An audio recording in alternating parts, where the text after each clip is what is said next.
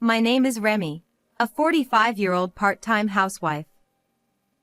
Despite being exhausted from work and household chores every day, life was fulfilling.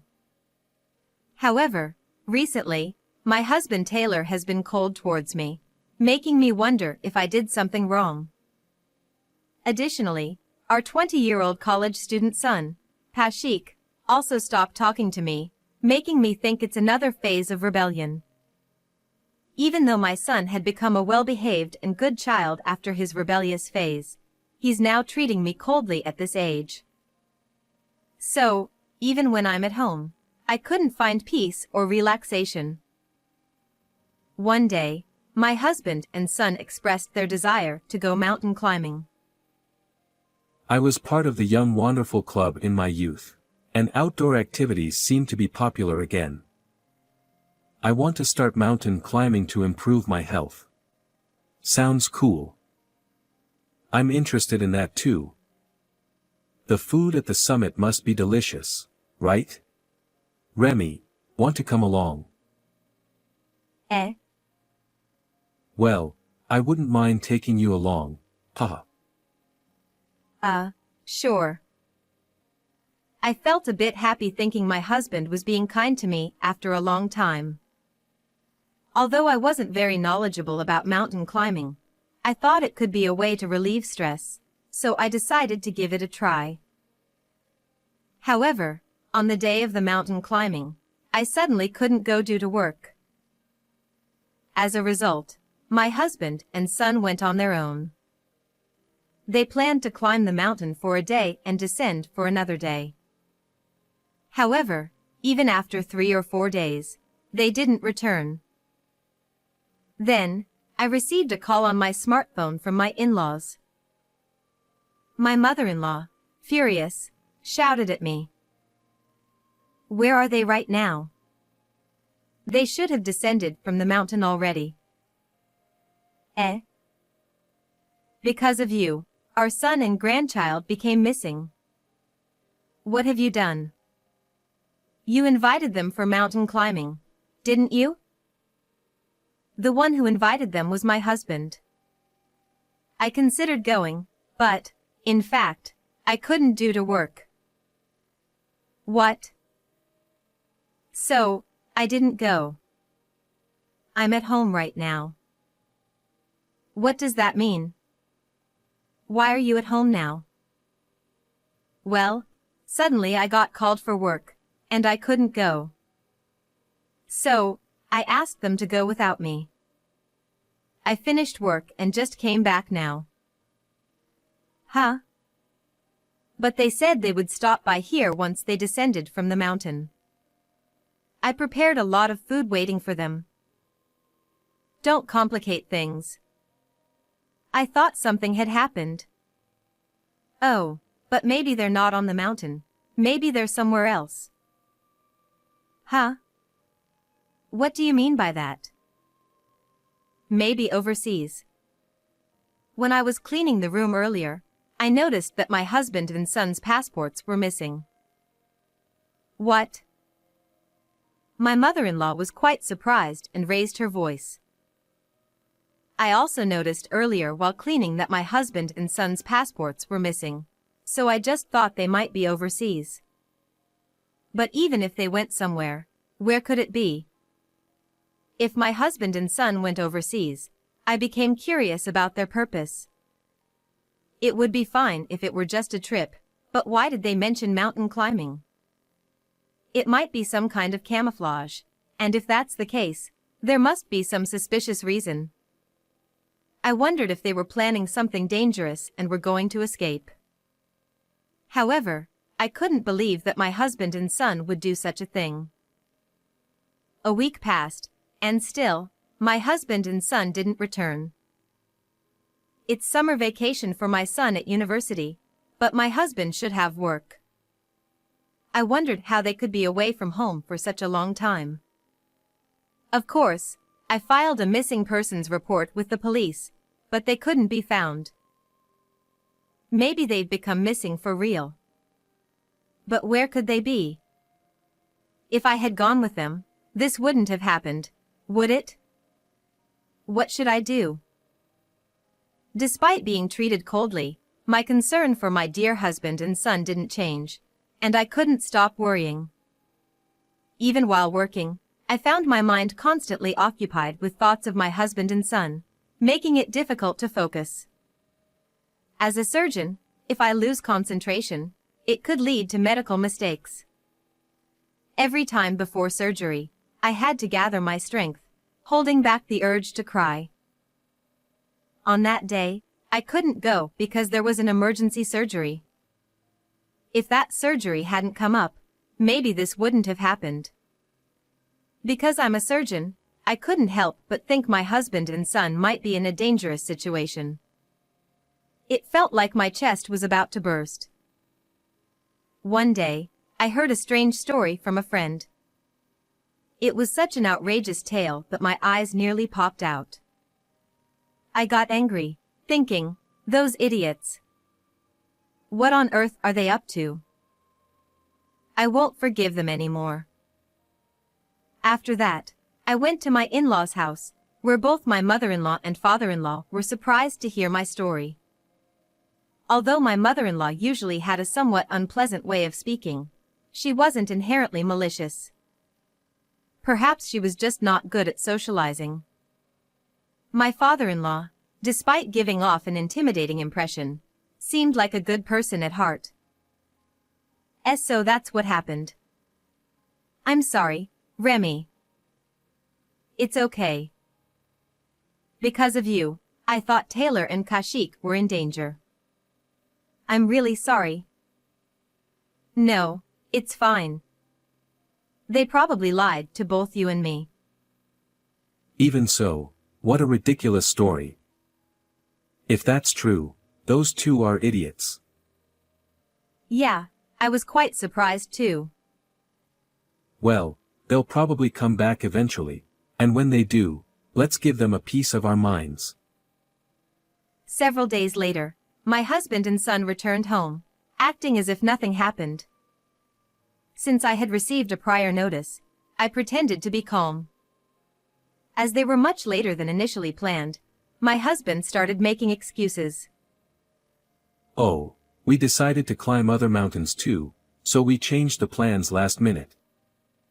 Right, Kashik? Exactly, we'd become addicted to mountain climbing. So, we climbed a lot. And we even went to hot springs afterward. Ha ha ha, we've become very healthy. It feels so refreshing.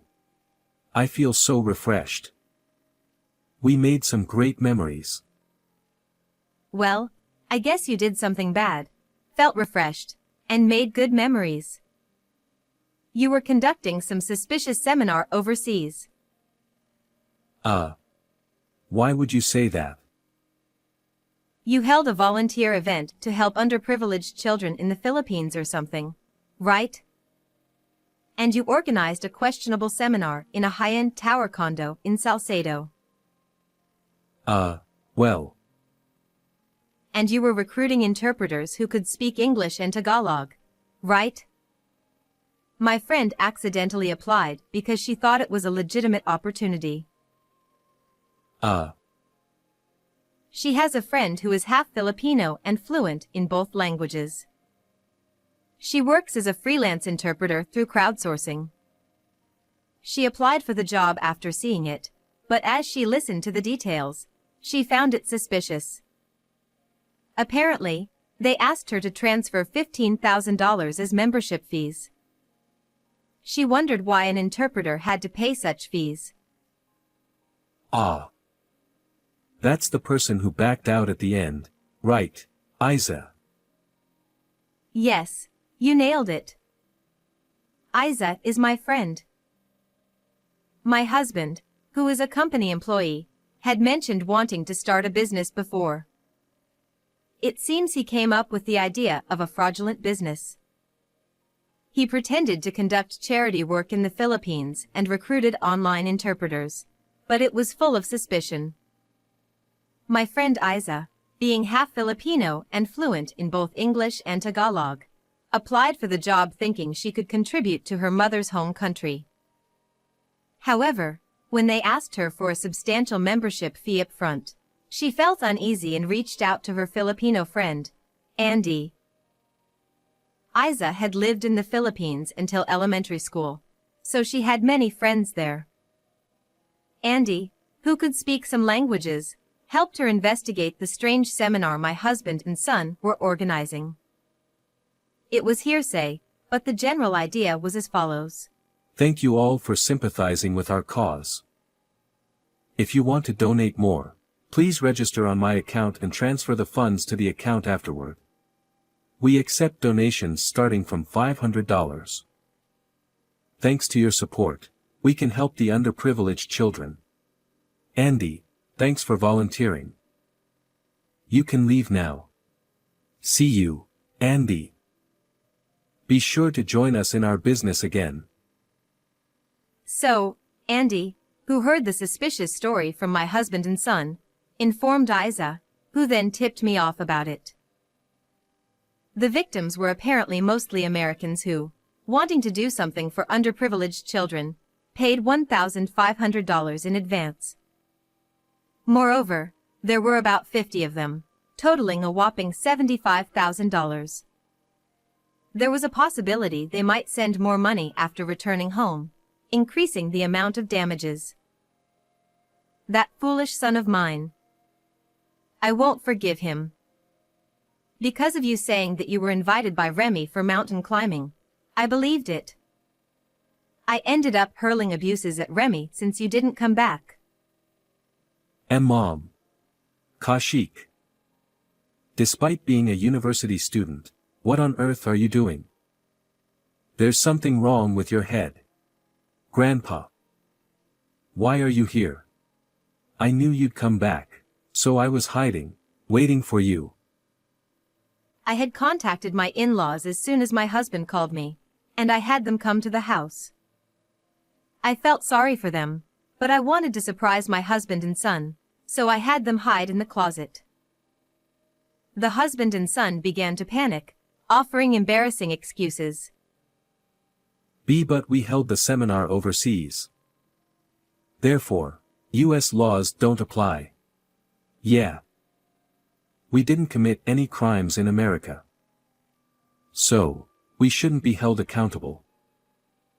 Well, didn't you extort money from Americans in the U.S. with prepayments, and later, while abroad, ask them to pay more upon returning? Wouldn't U.S. laws apply in that case? Even if you committed a crime over there, you might be held responsible individually. Well, I'm not an expert, but either way, what you did was wrong. Why are you guys trying to justify it? But we had no choice. I ran out of money. What? No matter how much you earn as a doctor, I thought if you found out I spent all the money and went broke, you'd divorce me. Why did you end up going broke? We went to nightclubs together, and seriously, the money ran out. What? We got too into it, and it was really tough. It turned out that the foolish husband and son spent so much money at nightclubs that they ended up broke. Come to think of it, I had been feeling distant lately, and even when I tried to hold hands, I was rejected. They must have been fawning over young girls, giving them lots of gifts. The thought of a 45-year-old man engaging in such behavior with young and beautiful girls disgusted me. Moreover, it wasn't just a simple employee-customer relationship. They had developed romantic feelings and were doing various things outside the club. Astonishingly, both the husband and son had impregnated their favorite girls. It seemed that they had to earn money for hospitalization and child support, leading them to the idea of a fraudulent business. At this point, I couldn't help but think that their heads were in the clouds, and they must be exceptionally happy. I was disgusted with my husband and son, who confessed everything. You idiots. What the hell have you done? You're no longer my son. Don't be so mad. I didn't do anything wrong. Remy is to blame for neglecting us and always working. What? You always say you're working, leaving the house late at night, right? That's why I got fed up. But, didn't you marry me knowing I'm a surgeon? I'm working hard for the family and the patients. It's terrible. You probably knew I wouldn't be able to go mountain climbing because I've been busy with surgeries lately. Did you foresee from the beginning that I wouldn't be able to go? Oh, yeah. I invited you just in case, trying to hide it from you. Well, it's not mountain climbing, though. You're always busy with work. Yeah, you don't care about us. Wait a minute. You're the one who repeated a year and dares to say such things. I'm the one paying your extra tuition. So what? I won't pay the tuition anymore. If you want to graduate from college, figure it out yourself. No, don't do that. Don't come to me only when you need money. Ask your dad, then. I can't. I got fired from the company. What? Actually, I was accused of harassing a young female employee, and I got fired. Another shocking revelation came out. This foolish husband had already been fired from his job. So that's why he could stay overseas for an extended period without any worries. Spending money recklessly at nightclubs, impregnating girls, getting fired from work for harassment. It was giving me a headache. How could someone make such foolish decisions? This statement angered my mother-in-law, and things took a turn for the worse. She scolded my husband loudly and began packing his belongings in their bedroom. You're already dumped by Remy. Live around here or something? Idiot. Wait, Mom, what are you doing? I'm organizing your stuff. Can't you see? Look, is this fine? Wait. EW, you were going to such places. Disgusting. Stop it. You scumbag. You won't be allowed in our home again. Disappear from our sight. That's right. Kneel down and apologize to Remy first. Then never show yourself in front of us again. W8. Kashik, apologize too.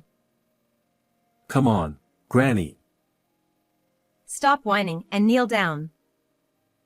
Thus, my husband and son knelt down facing me. They were sobbing, and it felt as if I were bullying them, which I disliked. I loved my husband, and I had taken care of my son. However, it was true that I couldn't give them much attention due to my busy job. But that didn't justify their criminal actions. I might have some points to reflect on, but I couldn't forgive my husband and son for committing crimes and destroying our family. My husband and son left the house with their belongings. I'm sorry for that time. I was truly out of my mind. No problem. Sorry for jumping to conclusions.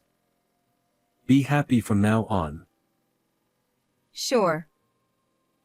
Well, we'll be going.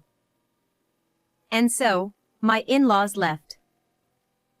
I was left alone in the house, wondering what to do next. First, I had to get a divorce from my husband. I didn't think I could rebuild anything with such a husband. After the divorce, I decided to relinquish my role as a parent and let go of my son. If my efforts in love didn't get through to him, then he wasn't worth worrying about. He was already an adult, and at this point, anything I did wouldn't change anything. After the divorce, my ex-husband paid me alimony for his infidelity. Being broke, having impregnated girls, and having lost his job, he borrowed money and gave it to me. My son dropped out of college and became a part-timer. Since he had always hated studying and even repeated a year, I thought it was fine for him not to go. Then, my ex-husband and son were sued for fraud due to their deceptive actions, facing serious charges. I felt a bit sorry for them, considering the substantial amount of the damages, around $100,000. The victims were probably furious, and while it might be wrong to be deceived, the ones taking advantage of goodwill were worse. I was relieved that my friend Isa wasn't fooled. I decided to forget about my ex-husband and son, focusing on being a surgeon. This story may have been quite dramatic, but life goes on. How was this story for you? Don't forget to subscribe to the channel. Thank you. Well then, let's meet again in the next video.